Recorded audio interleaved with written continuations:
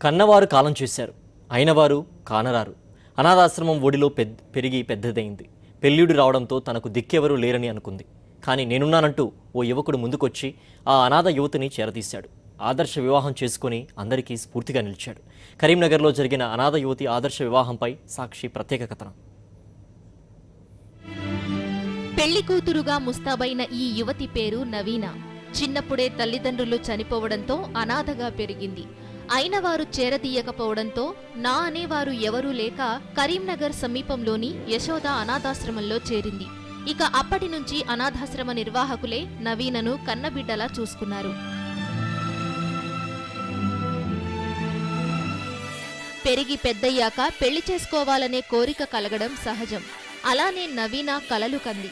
కాని నెరవేర్చుకునే స్తోమత లేక అనాథగా మారడంతో తన జీవితం ఇంతే అనుకుంది. తనలో తానే కుమిలిపోయేది. కాని ఆశ్రమం నిర్వాహకురాలి చొరవతో జూలపల్లి మండలం కొనరావుపేటకు చెందిన యువకుడు కళ్యం గంగారెడ్డి అనాథ యువతిని పెళ్లి చేసుకోవడానికి ముందుకొచ్చాడు. అనాథ యువతికి ఆశ్రమ నిర్వాహకురాలు అన్నీ తామై ఏర్పాట్లు చేయగా వరుడు గంగారెడ్డి పెద్దలందరి సమక్షంలో వేదమంత్రాల సాక్షిగా నవీన మెడలో 3 ముళ్లు వేశాడు. అందరికీ ఆదర్శప్రాయుడిగా నిలిచాడు.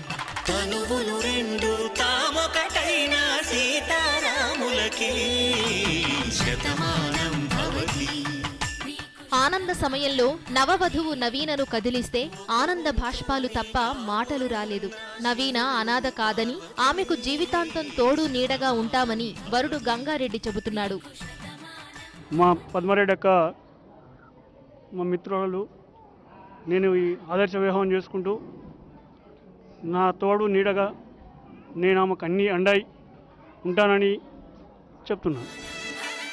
అనాథ యువతిని గంగారెడ్డి ఆదర్శ వివాహం చేసుకోవడం పట్ల అతని కుటుంబ సభ్యులు, ఆశ్రమ నిర్వాహకులు హర్షం వ్యక్తం చేస్తున్నారు. ఇక ముందు కూడా ఆ అమ్మాయికి ఎలాంటి కూడా కష్టం రాకుండా మేము ఎప్పటికీ కూడా పుట్టిలు లాగానే ఆ అమ్మాయికి, ఆ అబ్బాయికి కూడా అత్తిలు లాగానే మేము అన్ని సౌకర్యాలు కూడా వాళ్ళకు కల్పిస్తామని, వాళ్ళకి ఎలాంటి కష్టం వచ్చినా కానీ వాళ్ళకు ముందుండి ఆదుకుంటామని మేము మనస్ఫూర్తిగా ఆ పెళ్లి కొప్పించుకొని ఈరోజు వివాహం జరిపించడం జరిగింది. నవీనను పెళ్లి చేసుకున్నాడు అన్నయ్య. సంతోషం ఆ విషయంలో మాకు చాలా సంతోషం. అలా చేసుకోవడం వల్ల మేమే చేసుకోమని చెప్పిన అమ్మాయి మంచి గుణగణాలు మంచిగా ఉంటే సరిపోతే ఏ అమ్మాయి అయినా పర్వాలేదు, వాళ్ళు నాకు ఏమి ఇవ్వాల్సిన అవసరం కూడా లేదు, చేసుకుందామని చెప్పాను నేను.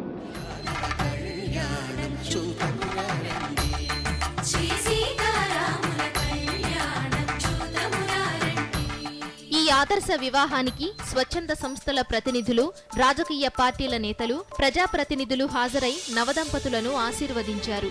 ఈ ఆదర్శ దంపతులు జీవితాంతం సుఖ సంతోషాలతో ఉండాలని మనము కోరుకుందాం.